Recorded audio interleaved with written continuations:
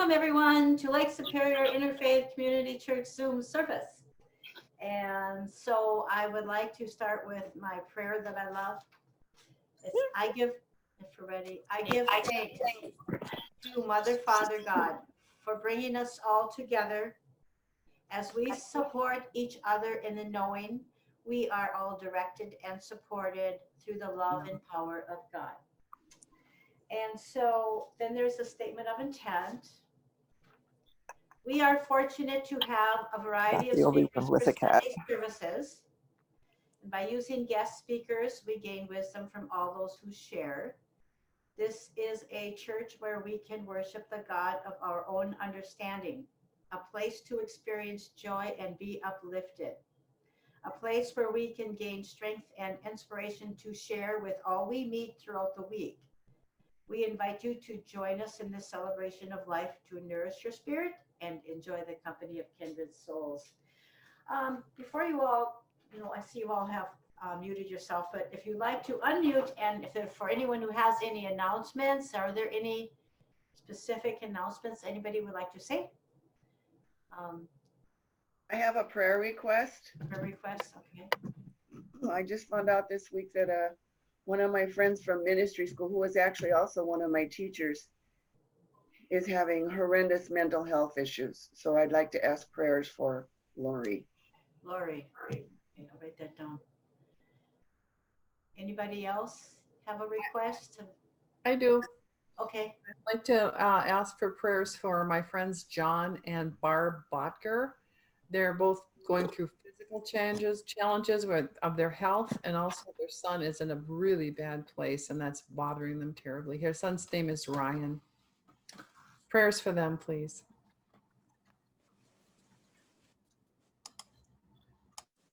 Any other requests?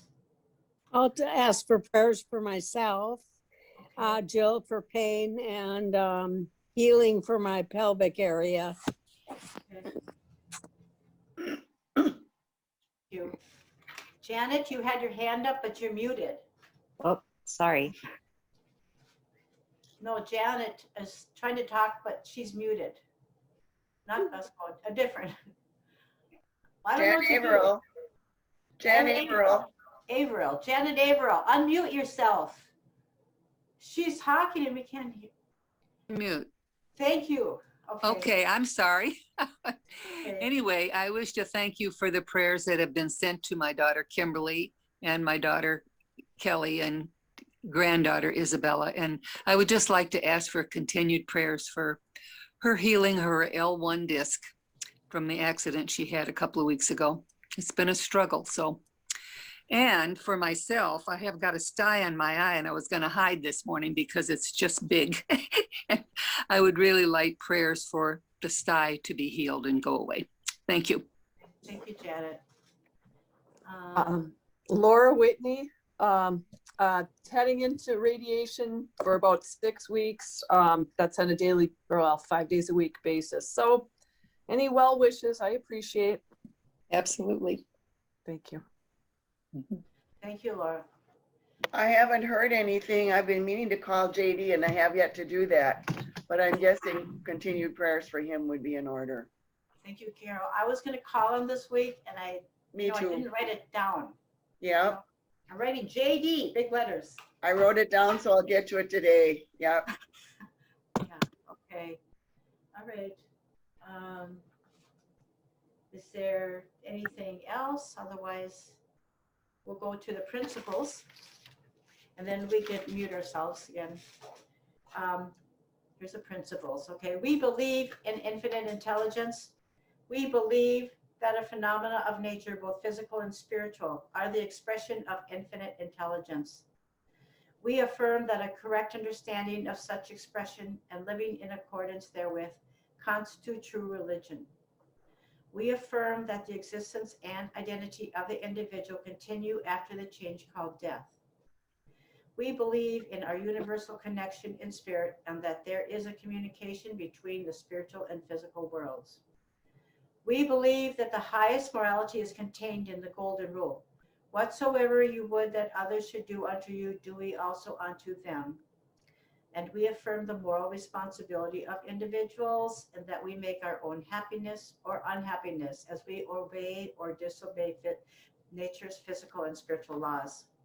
And we affirm that the doorway to reformation is never closed against any human soul here or hereafter. And we affirm that the precepts of prophecy and healing are divine attributes contained in all sacred texts. Okay, Ellen, I would like to invite you to speak. Did you want to do a meditation? I can't remember. Yes, I'm happy to do that. Okay, great. And I welcome you and thank you for being here. I'm going to mute myself now. Okay, here we go. Thank you. You bet. Thank you, Carol. Welcome, and I'm so glad to see you all again. For those of you who don't remember me from this past spring, I'm Ellen Hufschmeidt, and for 10 years I worked in Duluth at Essentia Hospice as a bereavement counselor. I also initiated bringing the 2-year Sacred Art of Living and Dying program to Duluth while I was there. I'm a chaplain, and I'm the principal in my own business, Rites of Change, moving through transitions. That includes everything from grief counseling, being a guide to people interested in home vigils, and creating events to mark all of life's transitions from birth to death. I've been a Buddhist practitioner for over 30 years. This past January, I also co-produced and was the lead interviewee for the Two Harbors community radio show, Living Through to the End of Life, a 6-part series. I also wrote with our own hands a guidebook to ritual blessing of the dead. It's available on Amazon or at the Back 40 bookstore and Sweet Peas gift shop in Two Harbors. So that's about me. So now I'd like to start with a guided meditation. And if you would just get yourself in a relaxed position, you might want to put both feet on the floor. You might want to close your eyes. But if you don't, you can just look downward and inward to give yourself the most privacy.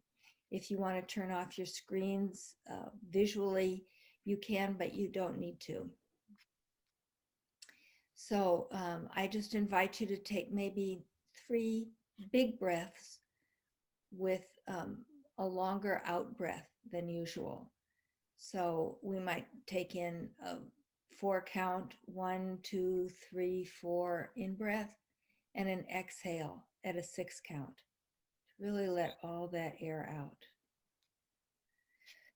So a nice big inhale, 2, 3, 4, and an exhale, 2, 3, 4, 5, 6. And one last time. Now just let your breath be natural. It might be irregular, it might be very calm and patient, whatever it is, it's fine just the way it is. See if you can be aware of noticing your body, where you're seated.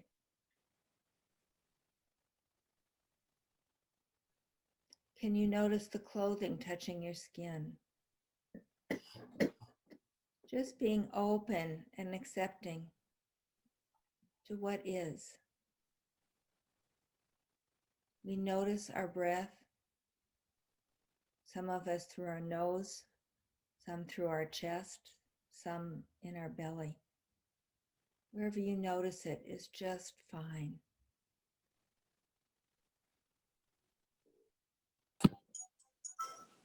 Letting some relaxation in around your forehead and eyes,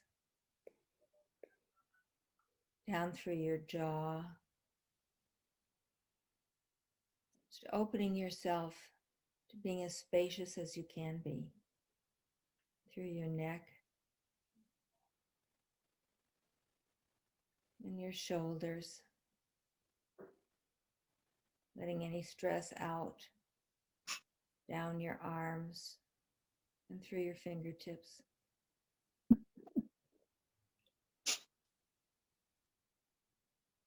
Opening up and being as spacious as you can with your chest. And your back.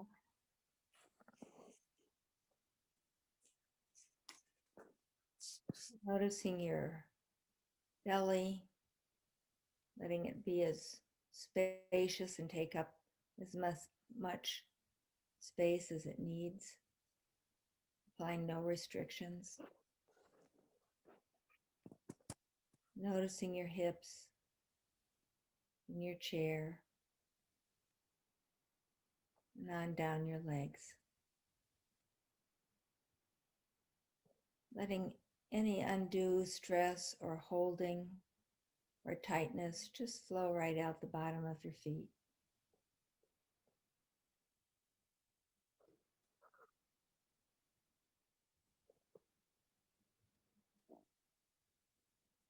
Let your mind just be open and natural.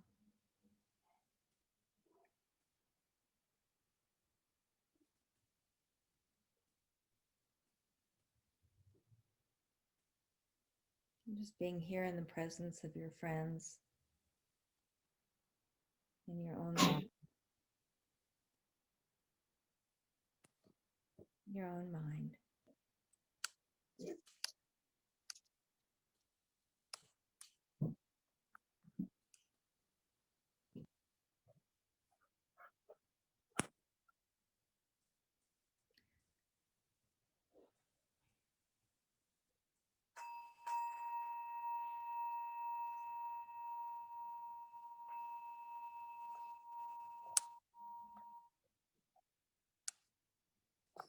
Welcome back. You can come on screen if you'd like, whatever comfortable for you. My talk today is, what is the difference between pain and suffering, and why is it important?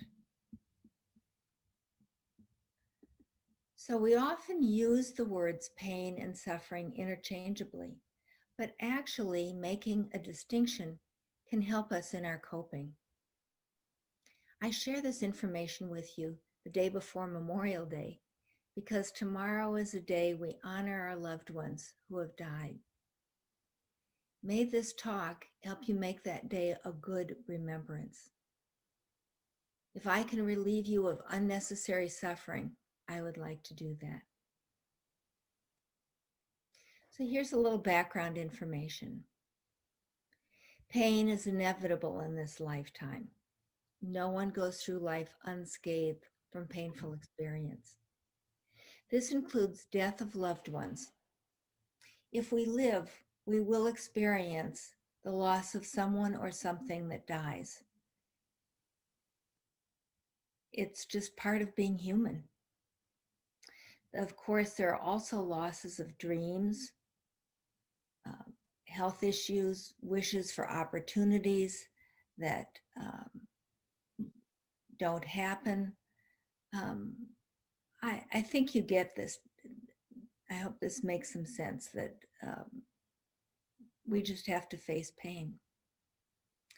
Suffering is when we make a death or a loss into a personal negative story with thoughts like, my father died unhappy because I didn't make him proud of me.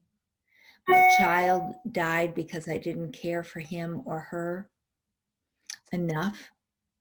Maybe I didn't get the job I wanted because I felt like I wasn't smart enough. Or my contribution was rejected because I'm stupid. It was my fault my spouse left me. If I'd only moved back home to care for my mother, she would have lived longer. These are the kinds of negative self-talk stories that change pain from suffering. On a body level, suffering can feel like you just want to squirm in your own body. It can also be heavy, weighty, or a crushing feeling. We can't avoid pain, but we can avoid suffering. The Buddhist word for suffering is dukkha. Doesn't that sound kind of descriptive? It sounds heavy and ugly, dukkha. Well, that's how suffering feels.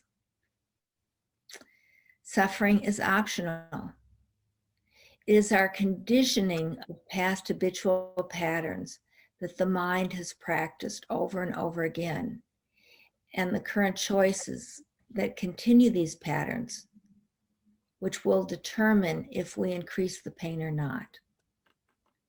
So how our mind thinks, if the mind always goes to a negative story, that's going to increase the pain that already exists.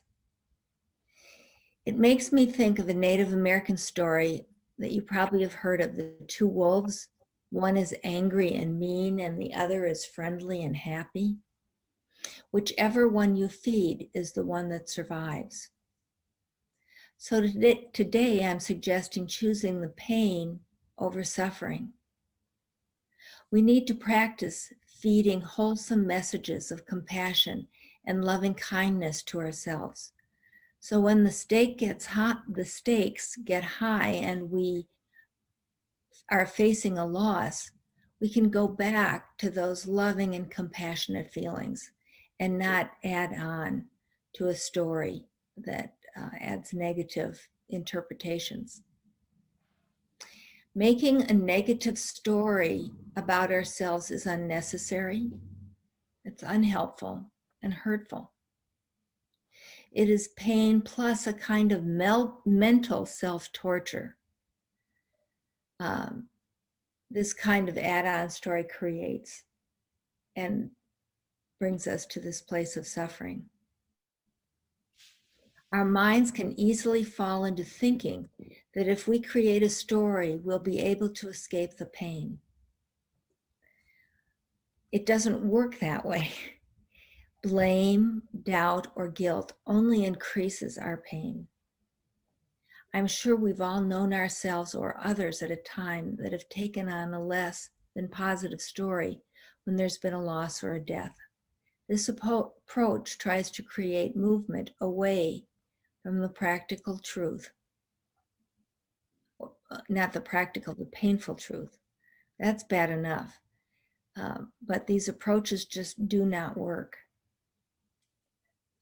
Suffering only prolongs the already difficult job of accepting life as it is.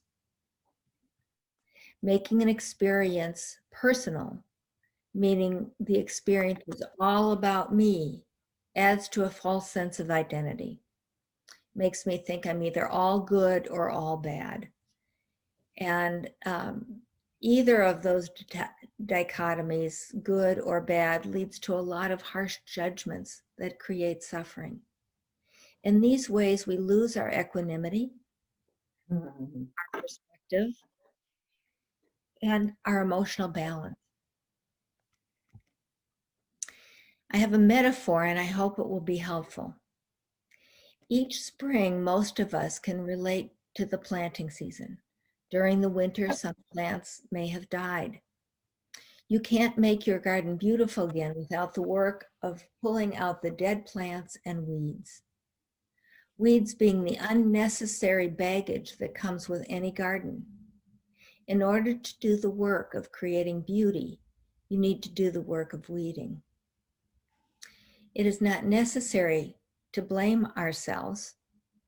The garden will be restored when we put in the work of replanting the flowers and vegetables and doing the weeding. This creates the new beauty. If your garden was not tended well, there can be a temptation to add a negative story that will create suffering. There are facts and reasons and circumstances why the weeding wasn't kept up in the first place. Negative judgments will only slow down and delay the creation of a restored and new garden. The metaphor is similar to loss and grief of our bigger losses, but the dynamic is the same. To allow ourselves to just feel the pain, the discomfort, the sadness of our loss, of what we're grieving over, is much different than that added on story, that weedy garden. So here are a couple of stories that I think might help bring this point home. There's a Buddhist saying that pain is inevitable, but suffering is optional. It is when our pain starts to affect our emotions, relationships, our work, and our skills that we suffer psychologically and spiritually. Of course, people hurt when they have a lot of pain, but we as humans can increase that pain by letting our mind take off into worries and negative fantasies of what the future will hold. Here's a Buddhist teaching called The Story of Two Arrows. You're walking home and an arrow hits your arm. It's extremely painful. It really, really hurts, and it's bleeding. Then immediately your mind goes into unskillful action and thinks, what if I bleed to death? What if I make it home? I can't make it home. What if I lose my arm and I can no longer do the things I have always done? Who shot that arrow anyways? And why would somebody do this to me? These thoughts that arise in the mind are the second arrow that make the experience even more painful.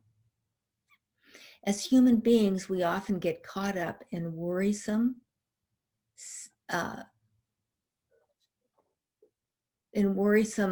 thoughts arise in the mind, and they're the second arrow making the experience even more painful. As human beings, we often get caught up in a worrisome second arrow story, as if the initial experience isn't painful enough. The second arrow is not physical because the arrow is mental suffering that can have physical side effects, such as tightness in the body, the draining of energy. There is relief as soon as you can see the additional stress your thoughts are adding to the situation. You then only get stuck by one arrow. If you were to continue down the path of the second arrow, you would actually bring forth the possibility of a third arrow, like a heart attack from additional stress or other physical consequences from getting angry or trying to get revenge. Not too long ago, I received a blow, a rejection. I was surprised, shocked, and absolutely devastated. I thought I had everything lined up. It was a sure thing. After reeling from the news, I could feel my mind tend toward resentment, anger, and even retaliation. My body was tense and hot. I knew then I was heading down the road of self-pity. I tried to move on. I tried taking the higher road of thoughts that I was big enough to not let this bother me. But within a short time, I was back into conjuring up all kinds of stories that I was not good enough, and remembered all the other disappointments I had suffered. I was certain the world would never give me the recognition I deserved. I said to myself, I really got lost in these thoughts, and I sought out friends. But as I heard my own awful, vengeful, poor me voice, I felt trapped in my mind with the feeling that these thoughts will never change. Even though my friend's words were full of compassion for me, I still wanted a pound of flesh for the suffering I was undergoing. Talking to my friends only made me feel worse about being such a mean-spirited person. Then someone said to me, you have to treat this with the same knowledge that you have about grief and loss and facing death. After all, I am a grief and loss counselor. I finally noticed I was having more than a painful experience. I was suffering. I needed to accept that this particular dream I had was dead. The sooner I could accept the truth of this pain directly, then and only then could new dreams be planted and pursued. That change of perspective lifted me right out of depression and the doubts I was having about my own basic goodness. The second arrow is often triggered by old unresolved emotional baggage. When I really looked into my suffering, I saw that I was causing it myself. I was remaking the rejection all about me. Once I could see that and drop the self-torture I was putting on myself, there was an opportunity to clean up those old hurts, those old experiences, and remove the second arrow. The wound would heal, and I could move on, growing from the experience and feeling an inner strength of being able to weather the pains of life. Oftentimes, taking this step back will allow us to see other things that we have been so close to previously, like emotional attachments to certain things. The whole idea of letting go to how we think the world should be is a lot of work. Accepting how things are, like them or not, is less effort on the body, even though it has some pain or sadness. This is something you will have to try for yourself. There are certain physical discomforts that come with suffering, such as tightness somewhere in our body, could be in our chest, our stomach, our neck, our jaw, or forehead. This is something you can check out for yourself. Philip Moffat, a leading Buddhist teacher and author of several books, describes another aspect of how we get caught in suffering. That is when we resist knowing that everything is always changing. We can't control it or prevent it. Part of what happened to me, I got stuck in the thinking that this was never going to change. I'm rejected now and I'll be rejected in every aspect of my life forever and ever. That's what I mean by things are always changing. It's just not true that we get stuck there. I hear this in the work I do with family members after a death of a loved one. I often will hear, I can't believe she or he is gone. It's a natural feeling, but when it is pernicious and persistent for many months, I begin to get concerned. The more someone resists the truth and the pain of the loss, the more suffering builds up. That leads to complicated grief and often needs some kind of intervention. In this state, there is no place to rebuild and restore beauty, happiness, and dreams. And when I say, for many months, I'm talking about it takes a long time to get over the denial of a death. It could be a year, but these things are still true. The longer that is unaccepted, these consequences happen. Sometimes I'll notice myself, or you might notice that we walk around in a state of low anger, cranky moods. How much of that mood is due to resisting the constant change of things in ourselves and the environment? We have long weathered systems hanging around us now. We run into work problems with the constant changing of our computer systems. We just heard about another person we know who came down with COVID-19. We're just feeling like we were getting on top of our bills and we could start saving again, and our car goes out needing unexpected work. Our future plans get uprooted to the pandemic, and all of a sudden we can't do what we used to do. We discover that the history we were taught was not the whole truth. The values we believed in about our country seem to be changing. Our job gets cut. We are aging in ways we don't like. It's all grease for the mill. We can't control all these changes, and it makes us frustrated, afraid, and we have the option to resist or accept. It takes wisdom to know when to accept and how to go about changing what we can and processing the associated pain.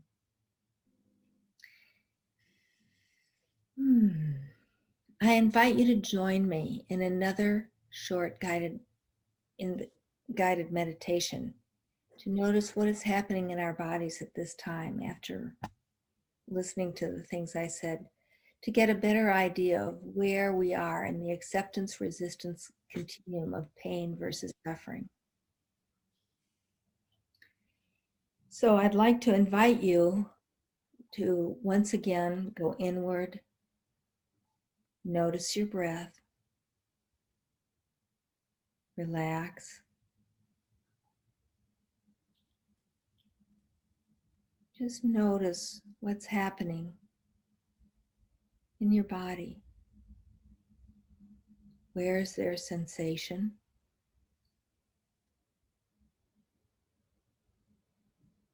Where do you notice relaxation?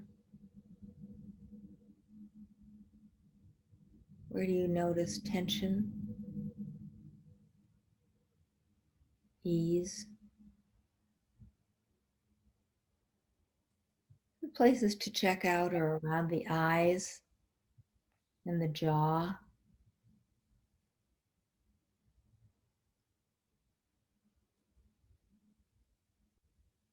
The neck.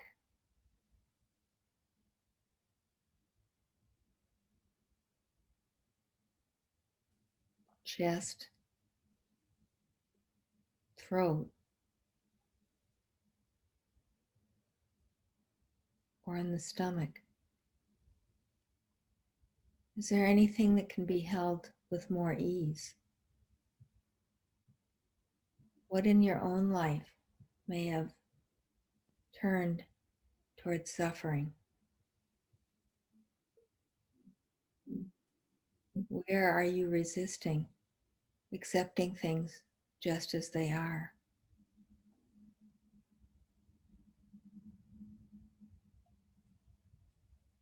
How is it felt in the body?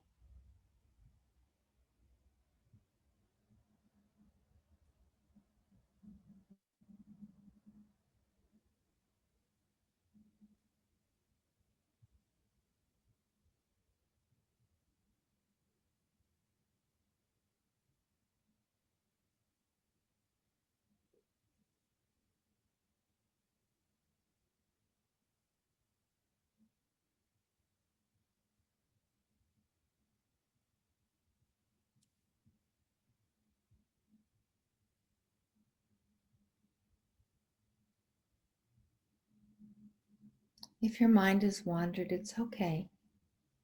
Just gently invite it back. Maybe an offer of self-compassion for whatever pain may be going on in your life at this time. It's just how it is. Causes and conditions that have been tangled for a long time. Just that's how it is. And compassion. Feel compassion, like you might be holding a colicky baby. Just have all the patience and compassion as you just let that crying, that dissatisfaction melt away. Letting go of undue suffering.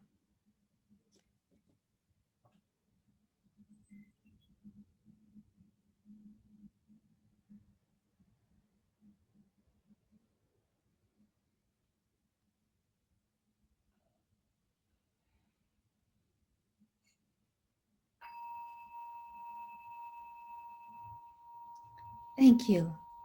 You can come back to the group and open your eyes. Now, I know this isn't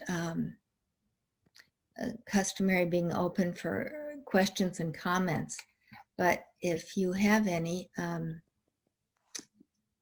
I'd certainly be happy to talk with you about it right now.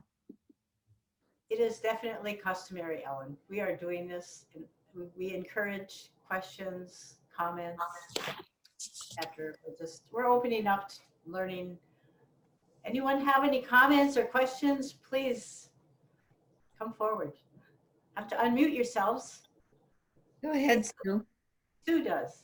Hi, Ellen. Hi. It's good to see you again. As we were doing that final meditation, I suddenly realized that what I'm holding on to is the idea of, well, it should have been that way. It should have been this way. It should have done, he should have stopped at that stop sign, or he should have turned his blinker on, and I'm getting into this shoulda, and it's like, oh, I got to let go of that.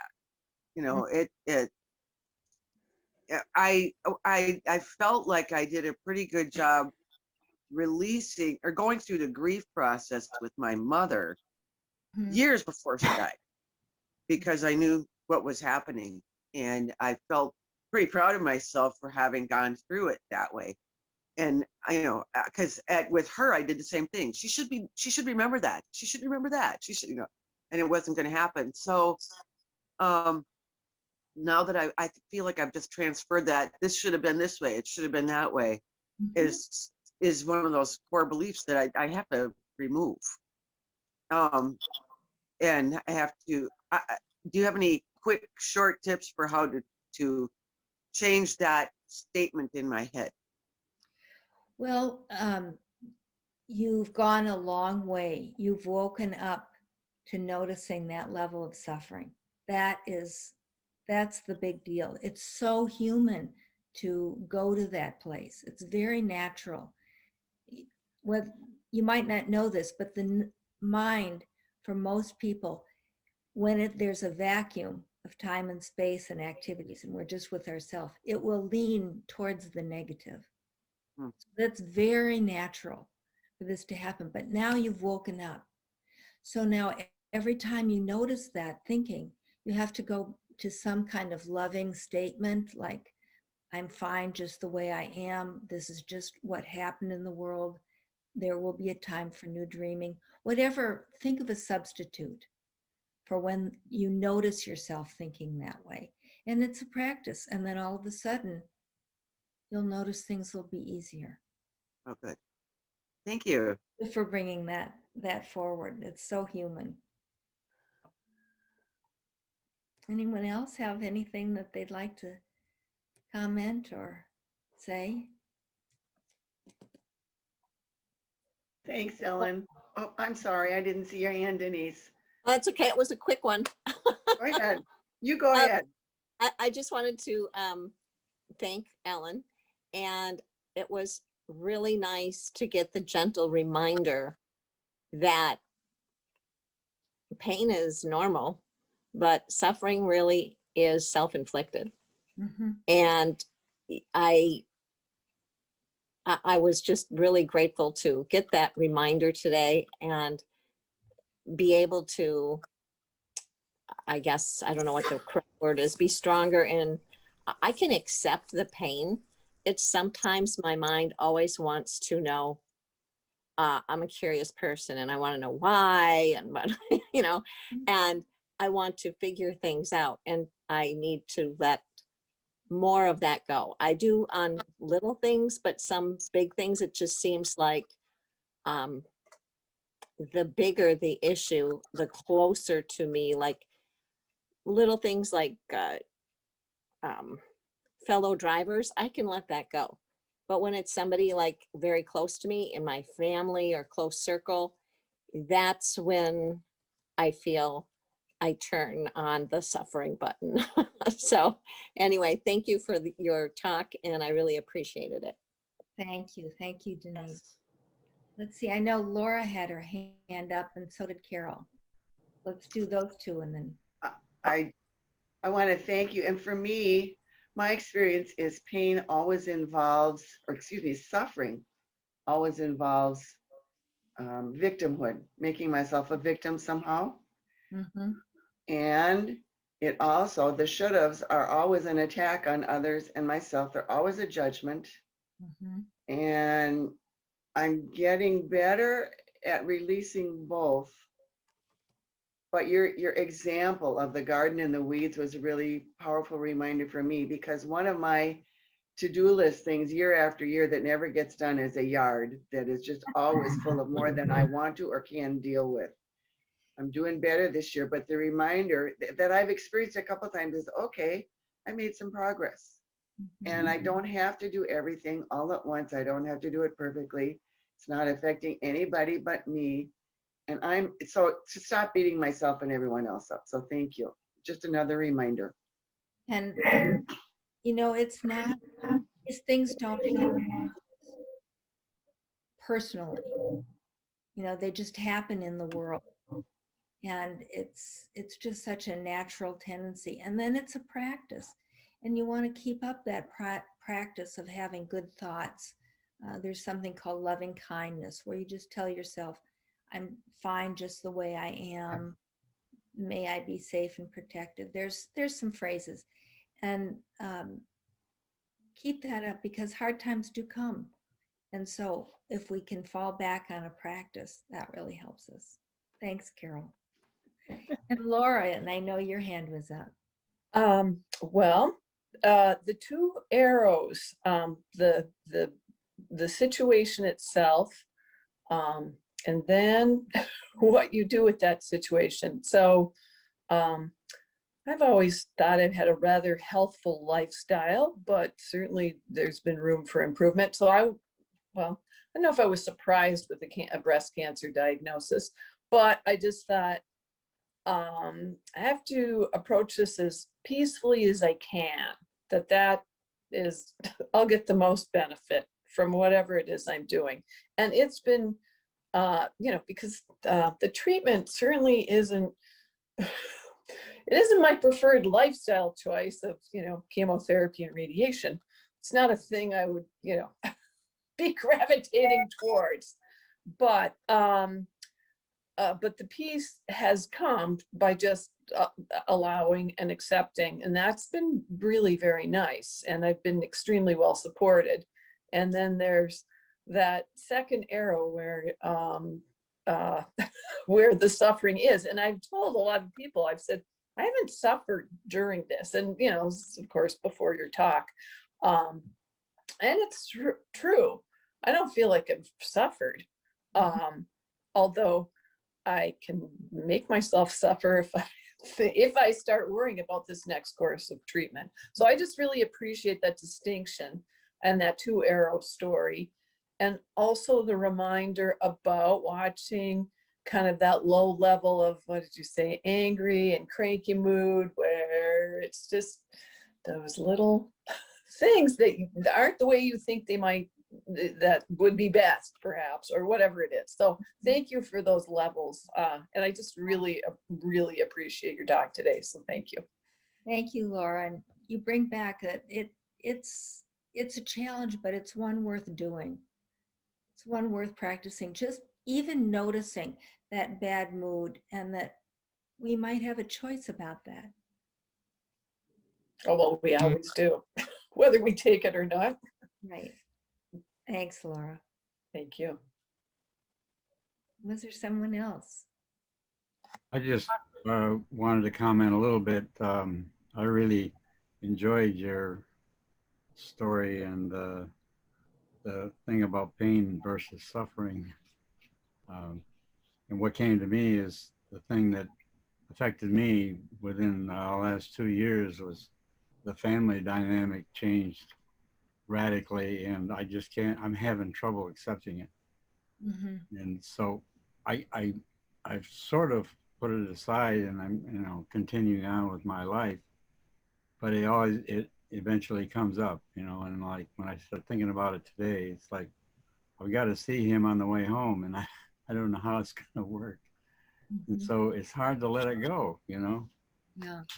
just hard. Yeah, there is a little void, a feeling of a void when we wake up to, oh, I'm suffering, or I'm making this personal, to waiting for that sort of new dream to emerge, or that renewed energy. So that's the time where it's just, this is just, even if it's a mantra that you repeat to yourself, this is just how it is. It's okay not to know. Things always change. Just that simple mantra. We don't have to know what the next step is. We don't have to know what the next dream is. But it will come, and things don't just stay the same. Notice the little changes. It's a practice, Harley. Thanks for waking up to it. And I like, when, oh, sorry. what? Go ahead. Oh, I was going to say that when I work with families and somebody's trapped in guilt or that negative thinking or the should I's or what ifs, is that if we go back in time with every choice that we make, and if we can really recall what were the stresses that we were under at that time, we could be a lot easier on ourselves. So there are reasons why Carol didn't get her weeding done, because there are other priorities in life and things come up, moods, tiredness, illness, whatever. And so we always make the best decision we can at any given moment. But when we wake up to a little bit larger perspective, we can let in other energy that can help make that choice easier. Thank you. Cindy, was there something you wanted to say? Oh, I was just going to add my favorite mantra when I'm having troubles with things. My favorite is one by Rumi. It says, just act as if everything is stacked in your favor. Okay. It's funny, but it kind of does work. Yeah, it does. Why you do kind of feel like that. Like this, even though this isn't what I wanted, the universe does stack everything in my favor. So eventually it comes out. And I just want to leave you with this thought that just check in with yourself periodically and ask yourself the question, am I suffering over something? It could be little. It doesn't always have to be giant things. It could just be little. Oh yeah, I saw this thing happen on the street and it was really annoying and blah, blah, blah. And it's like, oh, can I make a different choice here? Can I focus my attention on something else? So look and see what your experience is and what's true for you. I just have enjoyed my time with you today and the discussion. So you brought me a lot of rich feelings. Thank you so much. Thank you, Ellen, so much. I don't know what to say. I just appreciate you and very grateful, and we can all just speak from our heart and share and just get answers, and it's all so perfect. I'm grateful. So okay. Carol Conrad, you have a picture for us. Yeah, Carol. I was thinking about that. You're Unmute muted. yourself there, dear. Dude. Yeah, I'm not going to say much because this is such a intense, powerful, all-encompassing theme we're talking about. And I'll just show you. And it could be turned any which way, but I'll put it this way. Whoa. Oh. Yeah. Whoa. He's right.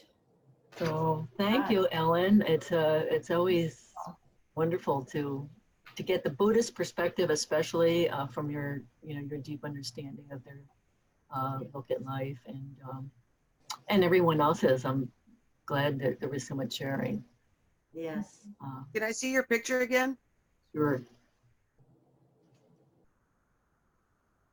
That's wow. incredible. And it's also so colorful. Well, I was just, color is like what notes are to music and words are to poetry. So it's somewhat, it's my way to, I guess, express out what you're talking about or what I'm feeling when you talk about that. I mean, I don't do it. I don't know. It just kind of comes out. The toys are here and I play with them. Thank you. Okay. Any other comments? I guess then I'd just like to say to everybody, again, thank you for your gifts to the church, and continue to, send to the church, 1414 East 9th Street, Duluth 55805. I'm there every day. It's locked. It's safe. We're very grateful. So let's see, I'd like to say the church affirmation. We totally accept the belief that God is in charge of the affairs and direction of Lake Superior Interfaith Community Church. We know that as our thoughts of trust and joyful anticipation join in harmony with the thoughts of all the members of this fellowship, we attract the right ministerial leadership to our spiritual community, and we are grateful. And so, Ellen, would you like to do a benediction? Otherwise, I can say what I usually do, which is unity prayer. What would you like to do? Go ahead, Carol. Okay, I will. Okay, this is the unity prayer for protection. The light of God surrounds us. The love of God enfolds us. The power of God protects us. The presence of God watches over us. Wherever we are, God is. And we are grateful. Hey, okay. Thank you, everybody. If you want to stay on and talk for a few minutes, that's fine. Otherwise, I would just like to ask, if the board who is here, Sue, Lena, and Denise, if you stay on maybe for 5 or 10 minutes, I just have a few updates. It's just easier to talk to each other when we're looking at each other, and that's coming soon in the church. June, sometime we can talk. We'll see. Anyway, okay, I want to thank you all, and we'll see you next week. And those for Unity book study, we'll see you tonight. Amen. And Virginia's speaking next Sunday. Thank you, Virginia. Woo! You're muted, Virginia. Okay. Alrighty. Anytime. Happy to help. Yes, thank you so much. Thank you, everybody. Carol and Dave, thank you. Yes. Okay. All right, bye. Bye-bye. Bye. See you soon, Harley. Okay. Alrighty. Awesome.